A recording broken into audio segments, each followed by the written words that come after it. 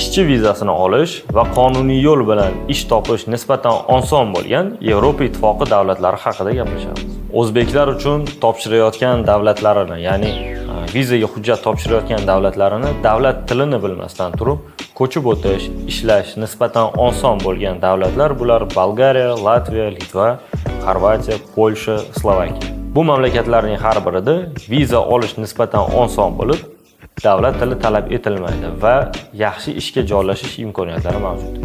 Bolgariya. Nima uchun Bolgariya? O'zbekiston fuqarolari uchun Bolgariya elchixonasi tomonidan Bolgariya mehnat vizasini отказ soni juda ham kamligi. Shaxsiy ish malakamdan kelib chiqib aytadigan bo'lsam, yiliga 300 dan ortiq Bolgariyaga mehnat vizasini olishda yordam beradigan bo'lsak, bor yo'g'i 2 martagina отказ olganmiz. Unda ham bittasini apellyatsiyaga berib, qayta ko'rib chiqishga berib, vizasini olib berganmiz, olishda yordam berganmiz. Bundan tashqari, Bolgariyada aholi sonining kamligi, lekin ishlab chiqarish yo'nalishlari, qurilish sohalarida arzon ishchi kuchiga talab juda ham ko'pligi uchun hozirgi vaqtda Bolgariya mehnat bozorini O'rta Osiyo fuqarolari, Nepal, Bangladesh, Filippin fuqarolari egallagan. Keyingisi, Bolgariyada bolgar tilini bilish shart emas. Bolgar tili Slavian tili qatoriga kirganligi uchun, bolgar tili o'zi umuman Kirill tilida yozilganligi uchun bizning fuqarolarga rusiy zabon, ya'ni rus tilini biladigan, muloqot darajasida biladigan insonlar uchun bolgar tilini o'zlashtirish nisbatan osonroq kechadi. To'g'ri, boshida mushkulliklar bo'lishi mumkin, lekin vaqt o'tishi bilan bolgar tilini o'zlashtirish Nepal, Bangladesh fuqarolari o'zlashtirishidan ko'ra O'zbekiston fuqarolari o'zlashtirish nisbatan oson, chunki biz bilgan harflar, biz bilgan so'zlar ishlatiladi bolgar tilida. Hozirgi vaqtda Bolgariyada aktual vakansiyalarimiz juda ham ko'p. Har qanaqa yo'nalishda, u turizmdan tortib ishlab chiqarishda, qurilishda, hattoki logistika yo'nalishlarida ham bor. Ulardan biri misol uchun avtobus haydovchilari, malakali avtobus haydovchilari uchun yoki xalqaro yo'nalishda yuk tashishni istovchilar bo'lsa, ya'ni C kategoriya egalari bo'ladigan bo'lsa, malakali haydovchilar, ular uchun ham vakansiyalarimiz bor. Undan tashqari ishlab chiqarish yo'nalishlarida vakansiyalar bor. Qurilish sohalarida vakansiyalar bor. Ushbu sanab o'tilgan vakansiyalarda oylik 8 yevrodan 2000 yevrogacha bo'lgan oyliklar mavjud. Bu albatta hamma vakansiyaga tegishli emas. Ma'lum bir soha vakillari uchun belgilangan miqdorda oyliklar berilgan. Ya'ni ishlash javobgarliklari nisbatan kam bo'lgan sohalarda oylik 800-700 dan boshlanadi. Endi javobgarlik nisbatan baland, ko'proq bo'lgan joylarda endi oylik shunga yarasha ko'proq bo'ladi. Ko'p ish beruvchilar yashash joyi, tekin yashash joyi bilan ta'minlashadi. Tekin tibbiy sug'urta bilan ta'minlashadi Bolgariyada. Undan tashqari, ba'zi bir ish beruvchilar ish vaqtida maxsus talonlar bilan ta'minlashadi. U talon orqali siz o'zingiz uchun obed masalasini hal qilishingiz mumkin. Latviya ishchi vizasini olishni afzalliklari. Birinchisi, Latviya ishchi vizasini olish uchun nisbatan qisqa vaqt talab etiladi. Ya'ni 3 oy, uzoq bo'lsa 4 oygacha cho'zilishi mumkin. Ikkinchidan, ish tajribasiga ega bo'lgan mutaxassislar, rus tilida muloqot qila oladigan mutaxassislar bo'ladigan bo'lsa, oyiga 3000 va undan yuqori daromad topish imkoniyati ham bor. Bu albatta sizni ishlash imkoniyatlaringiz va qobiliyatingizdan kelib chiqqan holatda bo'ladi. Uchinchidan, Latviyada ishlash uchun latish tili talab etilmaydi. Sababi, birinchidan, chegara jihatdan Latviya Rossiya bilan chegaradoshligi. Ikkinchi tomonlama, Latviya fuqarolarining orasida 25-26% ruslarni tashkil etishi va Latviya fuqarolarining taxminan 45% dan yuqorisi rus tilida erkin muloqot qila olishligi asosiy sabab. Hozirgi vaqtda Latviyada eng aktual bo'lgan vakansiyalar bu qurilish sanoati, yo'l qurilishi, undan tashqari xalqaro yo'nalishlarda harakatlanadigan dalnibo'yishchilar uchun, ya'ni C kategoriyasiga ega bo'lgan malakali haydovchilar uchun vakansiyalar mavjud.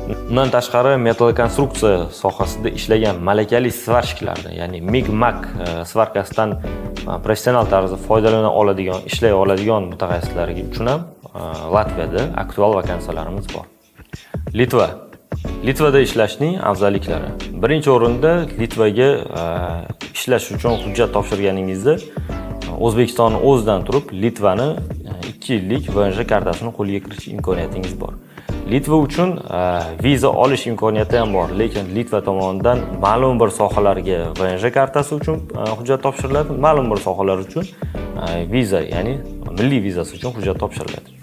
Lekin katta vakansiyalarning katta qismiga VNJ kartaga, ya'ni 2 yillik VNJ kartaga hujjat topshiriladi. Bu o'z-o'zidan o'zbekistonliklar uchun katta qulaylikni olib keladi, chunki siz qo'lingizda 2 yillik VNJ karta bilan to'g'ridan-to'g'ri ish joyingizga yetib borasiz. Ikkinchidan, Litvada ham xuddi Latviyaga o'xshash holat, ya'ni davlat tili talab etilmaydi. Ya'ni rus tilini muloqot darajasida bilishni o'zi kifoya qiladi. Chunki chegara tomonlama Belarus hamda Rossiya bilan chegaradoshligini hisobga olgan holatda va aholining katta qismi rusiy zabonligini hisobga olgan holatda Litva tili talab etilmaydi. Rus tilini muloqot darajasida bilishni o'zi kifoya qiladi. Hozirgi kunda Litvada eng aktual vakansiyalar bu oshpazlar uchun, haydovchilar uchun, ya'ni SE kategoriyasiga ega bo'lgan malakali haydovchilar uchun, bundan tashqari quruvchilar uchun, santexnikalar uchun Litvada aktual vakansiyalarimiz mavjud. Oyliklari 1000, 1500, 2000 yevrogacha bo'lgan oyliklar. Albatta bu sizni ish malakangiz, til bilish darajangiz va ishni maksimal darajada professional bajara olishingizdan kelib chiqqan holatda beriladi. Xorvatiya davlati. Xorvatiyaga viza olishning afzalliklari. Birinchi navbatda Xorvatiyaga milliy D vizasini olish unchalik ham qiyin emas. Xorvatiyada hozirgi vaqtda qurilish yo'nalishida qishloq xo'jaliklarida aktual vakansiyalar mavjud. Oyliklari 1000, 1500, 2000 yevrogacha bo'ladi. Polsha davlati.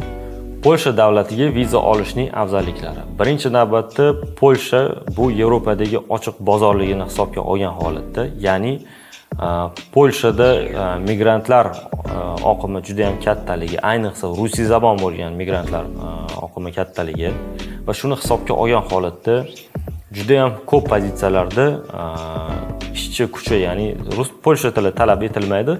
Rus tilini muloqot darajasida biladigan mutaxassislarga takliflar ko'pligi bu Polshada ishlashning afzalliklaridan biri hisoblanadi. Ya'ni Polshada shunday takliflar turganda ishsiz qolib ketishni o'zi deyarli ilojsiz. Lekin Polshaga hujjat topshirishning yagona muammoli joyi bu elchixonaga navbat olish. To'g'ri, ko'pchilik uchun bu to'g'ri kelmasligi mumkin. Kimlardir har xil davlatlar orqali hujjat topshirishga harakat qilishadi, lekin shuni maslahat berardikki, Polshada qonuniy ishlashni xohlasangiz, Polshani o'ziga hujjat tayyorlab, qancha kutish kerak bo'lsa, Polshani o'ziga hujjat topshirib, tegishli tartibda elchixonaga hujjatlarni taqdim etish bu eng yaxshi yo'l hisoblanadi. Hozirgi kunda Polsha davlatidagi bizdagi mavjud bo'lgan aktual vakansiya bu farmatsevtika omborxonasida. Ushbu omborxonada umumiy ishchilar so'ralgan, ya'ni omborxona reglamentida ko'rsatilgan tartibda ishni bajarish kerak bo'ladi.